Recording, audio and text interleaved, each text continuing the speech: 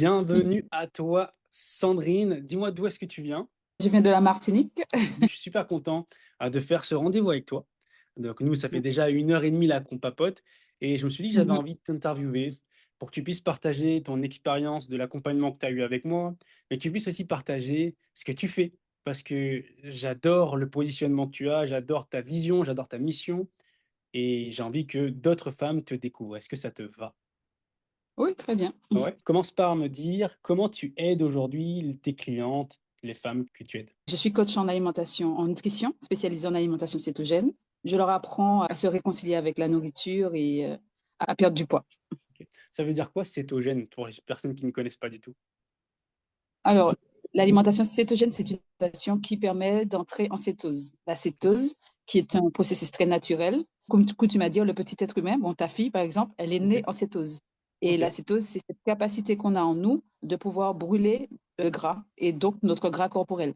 C'est quelque chose que notre corps a mis en place, c'est-à-dire que on stocke pour ensuite puiser dans notre gras. Et c'est la cétose qui nous permet de puiser dans notre gras. À l'heure actuelle, on stocke et on ne puise jamais dans notre gras.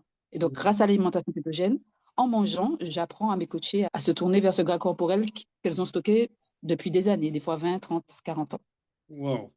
Et ce que tu dis, c'est tu mets le corps en cétose et finalement, elles arrivent à perdre du poids plus facilement? Alors, oui, parce que la particularité de l'alimentation cétogène par rapport à d'autres régimes, c'est qu'on n'est pas forcément obligé d'être en déficit calorique extrême pour perdre du poids. OK, C'est comme c'est un processus biochimique qui est mis en place. Eh ben, souvent, elles mangent beaucoup, plus qu'auparavant, et elles ont des résultats. Et comme je t'expliquais, c'est que le corps sait faire. C'est-à-dire que toutes les nuits, un métabolisme bien constitué, toutes OK. les nuits, ce métabolisme rentre en cétose, puisque pendant la nuit, quand on dort, en fait, on ne se réveille pas pour manger. C'est grâce à ce procédé-là. Et là, ce qu'on fait avec l'alimentation cétogène, c'est en mangeant, On on perd le du poids. poursuit sur la journée, en fait. Et on Incroyable. perd Alors du poids. attends, On là perd le là, gras tu vas choquer plein de femmes là. Tu leur dis que elles peuvent manger plus et elles et, vont perdre et, plus de poids. Ouais, et je dirais même plus, elles peuvent manger gras et perdre du gras. Parce que pendant longtemps, on nous a dit qu'il fallait bannir le gras et Carrément. on voit les conséquences aujourd'hui. Et en réintroduisant les graisses, surtout les femmes, nous, on a besoin des bonnes graisses. Et en réintroduisant ce bon gras, on apprend à notre corps à l'utiliser. OK, super intéressant. Et c'est quoi ton histoire avec, ce programme ou cet accompagnement? Comment tu es arrivé à créer ça ou découvrir, que la cétose permet de perdre du poids plus facilement? Parle-moi un peu de ton histoire. J'ai 47 ans. J'avais 22 ans. J'ai commencé à prendre la pilule et j'ai pris du poids. Et j'étais une grande sportive, c'est-à-dire que je faisais du sport tous les jours, je mangeais normalement. Et du jour au lendemain, j'ai pris du poids. Je ne comprenais pas pourquoi. Et année après année, je prenais du poids, je prenais du poids. Mmh. Et j'ai cherché toutes sortes de solutions. J'ai vu beaucoup de médecins nutritionnistes, de nutritionnistes. Je ne trouvais pas de solution. Apparemment, faites plus de sport et mangez moins. Littéralement ce que je faisais. Donc, euh, dans mes pérégrinations, justement, pour trouver une solution, je suis tombée sur l'alimentation cétogène. C'était en 2019 et il n'y avait que des vidéos en anglais sur le sujet. Mmh. Et j'ai écouté, j'ai suivi en me disant, mais tiens, j'ai jamais entendu parler. Et pourquoi je voulais faire cette alimentation, c'est surtout parce que j'avais beaucoup de maux de ventre. J'avais tout le temps mal au ventre. Pendant au moins 15 ans, je souffrais tout le temps de mon ventre. Et OK. donc, c'était comme ma bouée de sauvetage, mais pas tant pour maigrir, mais que pour ne plus souffrir. Quand j'ai commencé, ça a changé ma vie. En quelques jours, en une semaine, j'ai plus de douleur, plus mal au ventre. Donc, je me suis dit, bon, c'est sûr que je continue. Ensuite, je me suis rendu compte que je ne souffrais plus d'insomnie, plus de migraine. Et j'ai commencé à perdre, pendant 3 mois, il ne s'est rien passé. Et j'ai perdu du poids, on va dire, le troisième mois. J'ai, comme qui dirait, fondu. Donc, tout le monde se disait, mais tu es malade, qu'est-ce qu'il y a? Et j'ai commencé en janvier. Et fin mars, début mars, j'avais rien perdu. Et fin mars, j'avais perdu 10 kilos. Je me suis dit, mais c'est étrange, puisque il ne s'est rien passé pendant 3 mois. Et d'un coup, j'ai perdu 10 kilos. Et là, je suis allée chercher, au lieu de juste chercher ce qu'il faut manger, comment il faut manger, je suis allée chercher le pourquoi du comment. Et Mmh. j'ai compris que ça allait au-delà de ce qu'on mange, de la quantité qu'on mange, c'est la qualité de ce qu'on mange. Et on met le corps dans un espace de guérison. C'est-à-dire que je me suis rendu compte que j'avais pris du poids parce que j'étais malade. Pas parce que je mangeais trop, pas parce que je faisais pas assez de mouvements, mais parce que mon métabolisme était malade. Wow, OK. Incroyable et tu as perdu 10 kilos après mars, qu'est-ce qui s'est passé, Là, tu as commencé à essayer à comprendre le mécanisme? Est-ce que tu as continué à perdre du poids? Est-ce que tu as Oui, vu j'ai une continué à perdre du amélioration? poids.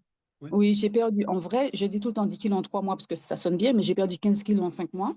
OK.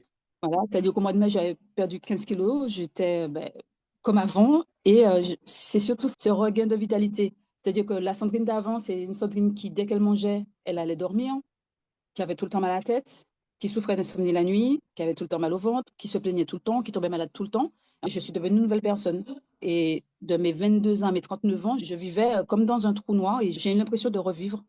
J'ai porté des bas de contention, j'avais une trentaine d'années, j'ai porté des bas de contention, j'avais tout le temps mal au dos, j'avais des sciatiques chroniques, j'avais des douleurs articulaires et tout ça a disparu. Et les gens, en dehors de la perte de poids, ils ont surtout remarqué ce changement. C'est-à-dire que la première personne qui m'a demandé de l'aider, c'est une collègue qui me dit, mais j'ai remarqué que tu t'endors plus dans la salle de repos après manger. C'est en dehors du fait que j'ai perdu du poids. Elle m'a dit, donc c'est pas juste un régime et tout. Et j'ai commencé à lui expliquer. Je l'ai aidé. Ensuite, j'ai des membres de ma famille qui ont perdu du poids. Et puis un jour, on m'a appelé, on m'a dit, tu prends combien? Et c'est comme ça que ça a démarré. Mm. Ça, c'est super inspirant, merci de partager. C'est que tu as vécu la transformation, Mm. tu étais la transformation qu'aujourd'hui tu vends et naturellement, les gens t'ont demandé de l'aide et là, tu as Mm. commencé à facturer. Oui. Eh bien, pendant 15 ans, tu connais une autre version de la personne, tu te dis, mais c'est Mmh. quoi ça, la magie derrière tout ça? C'est pas juste une perte de poids. Les gens m'ont vraiment vu changer. Ils ont vu une autre personne devant eux. Et avec le recul, tu saurais dire qu'est-ce qui te rendait malade? Est-ce que tu arrives à Oui, savoir maintenant? C'était quoi? oui, oui. Alors, c'est à l'heure actuelle, je sais ce que c'est. Ce que c'est la résistance à l'insuline. Donc, je pense qu'elle a été provoquée, entre guillemets, par le changement hormonal effectué en prenant la pilule. OK. Et ça s'est installé petit à petit, année après année. C'est comme si j'avais accéléré le processus, parce que la résistance à l'insuline, c'est quelque chose qui arrive avec le temps, avec l'alimentation moderne. Mmh. Et ça peut arriver vers 30, 40 ans, quand on dit oui, c'est la périménopause qui me fait prendre du poids. Souvent, c'est pas ça. C'est cette résistance à l'insuline qui s'est mise en place pendant des décennies. Et moi, je pense qu'en prenant la pilule, j'ai accéléré le processus et je suis rentrée en résistance à l'insuline à 22 ans, alors que j'avais une hygiène de vie qui me permettait de ne pas être en résistance à l'insuline. OK, Donc, ouais. je pense que c'est ça. Et la prise de poids, c'était un symptôme. C'était un symptôme parmi tous les autres symptômes. Mmh. Trop puissant. En plus, même au-delà de perdre ces 10 kilos, 15 kilos en 5 mois, ce que tu dis, c'est que tu es devenue une autre personne. Tu avais un corps qui était en mauvaise santé. Donc maintenant, tu as Mm. repris de la vitalité, plus Oui, d'énergie. Les gens ont vu la transformation. Tu as développé une activité. Tu aides aujourd'hui des gens.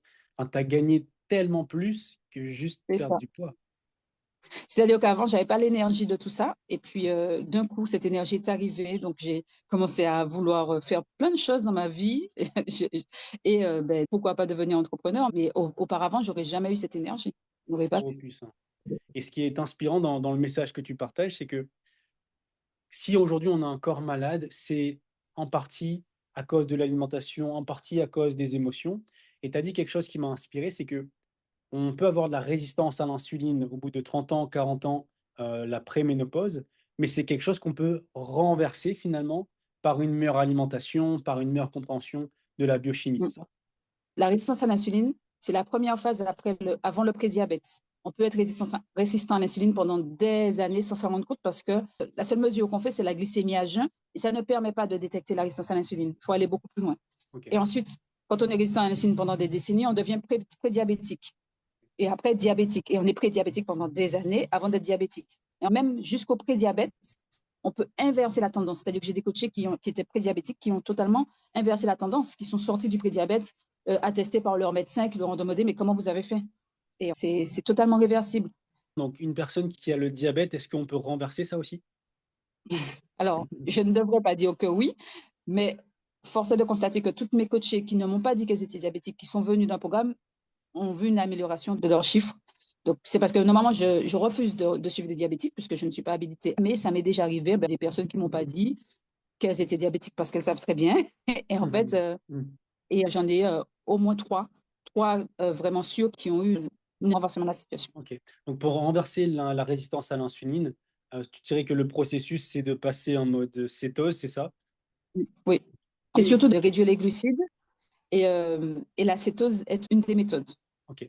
Quand tu parles de glucides, on va parler comme si les gens ils connaissent pas du tout c'est quoi les Oui, glucides. Si tu peux éclairer voilà. les personnes, au moins ils comprennent un petit peu et ça leur donne Ouais. déjà de quoi cheminer. Puis après, s'ils veulent aller plus loin, bien sûr, je mettrai ton contact au moins pour te contacter. Alors, quand on parle des glucides, on parle de tout ce qui est sucré, donc les bonbons, les gâteaux, bien entendu, mais aussi tout ce qui est à base de céréales, en règle générale, donc pâtes, pain, riz. Et pour mes coachée martiniquaise, on peut même parler des légumes racines, tout ce qui est féculent. On réduit drastiquement même les fruits. Je sais, oui, les fruits sont bons pour la santé, mais dans un métabolisme cassé, ça devient délétère.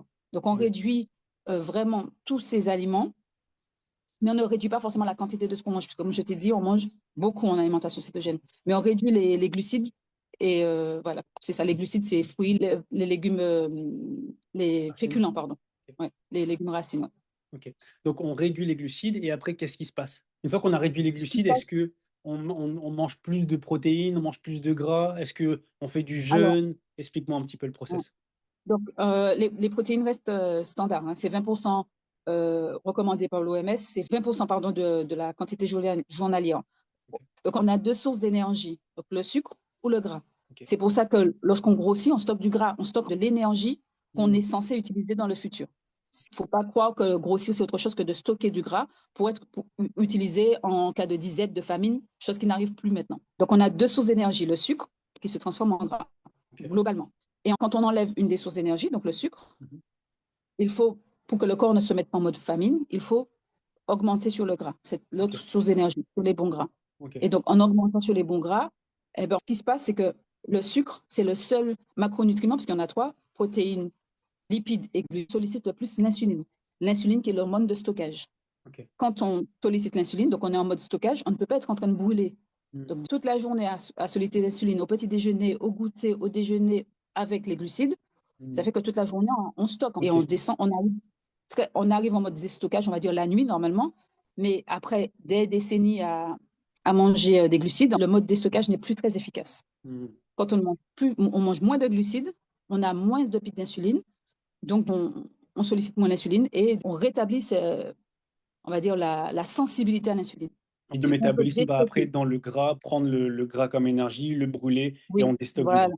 voilà. Et on peut déstocker, exactement. Trop puissant, trop puissant. On pourrait en parler pendant des heures et des Oui, heures sur pendant des heures, c'est ça? l'alimentation. Nous, ça fait déjà 1 heure et Oui. demie là, puisque juste avant, on a eu notre coaching. Juste quelques mots. Où est-ce que tu étais avant notre accompagnement et où est-ce que tu es maintenant là? Si tu peux te dire quelques mots pour les personnes qui ont envie de se faire accompagner pour développer leur activité. Alors, là où j'étais avant, c'est comme ça fait un moment que je fais du coaching. C'est des mois intéressants à 2 000, 3 000 euros, puis des mois à zéro. Donc, en gros, une moyenne très basse, une moyenne de chiffre d'affaires très basse, pas fiable du tout. Et ce que je voulais, en fait, c'était de voir quelque chose de plus périn. C'est-à-dire que quand on voit ce système IO, une montagne et puis ensuite un désert, on se dit, bon, j'aimerais bien voir plus de montagnes, très sincèrement. Et donc, je suis partie de là. C'est-à-dire que oui, des fois, j'avais un chiffre d'affaires intéressant. Bon, ça ne dépassait jamais plus de 3 000, 4 000 euros. Mais pendant des semaines, j'avais plus rien parce que c'était un gros lancement, un gros coup, une belle masterclass, Mmh. 2, 3 personnes qui ont entendu parler de moi qui sont venues. Et puis, c'était, voilà, très, très fluctuant. À l'heure actuelle, on a commencé le système depuis début mai. Et depuis début mai, je crois que si j'ai 10 jours à 0 euros, c'est beaucoup. C'est-à-dire que depuis le 1er mai jusqu'à aujourd'hui, j'ai tous les jours de l'argent qui rentre de façon naturelle. Je n'ai pas besoin de faire de gros lancements, je n'ai pas besoin de faire des masterclass. Je n'ai pas besoin d'être tout le temps là sur le pont. Je m'occupe de mes coachés. Voilà, c'est-à-dire que bon, je suis une très mauvaise élève. Je ne publie pas beaucoup en ce moment, mais ça ne me stresse pas autant qu'avant. Mmh. Voilà. Et je me dis que quand je serai prête à publier, je publierai parce que j'en ai envie, pas parce que Mmh. j'en ai besoin. Et ça change ma vie. C'est-à-dire que depuis qu'on a commencé, moi, j'ai fait en mai, je pense que j'ai fait 4 000. En juin, pareil. Et là, juillet, on a vu sur les premières semaines, on est déjà à 2005. Il y a quelque chose que tu as dit qui je vais vraiment rebondir dessus, c'est: «Je vais poster du contenu parce que j'ai envie, pas parce que je suis obligé». Parce qu'aujourd'hui, ton chiffre d'affaires ne dépend pas de ta création de contenu, puisqu'on a Non. installé tout un système, donc une offre snack, une offre d'introduction, avec de la publicité, avec, des messages ou des séquences email où les clients Mhm. rentrent dans ton offre d'introduction et naturellement, ils cheminent dans tout ton système derrière. Mhm. Si tu avais 3 mots pour résumer l'accompagnement, tu dirais quoi aux personnes qui hésitent et qui ont envie de se faire accompagner pour développer le même système? Qu'est-ce que tu leur dirais? 3 mots ou 3 phrases ou 3 paragraphes, comme tu veux.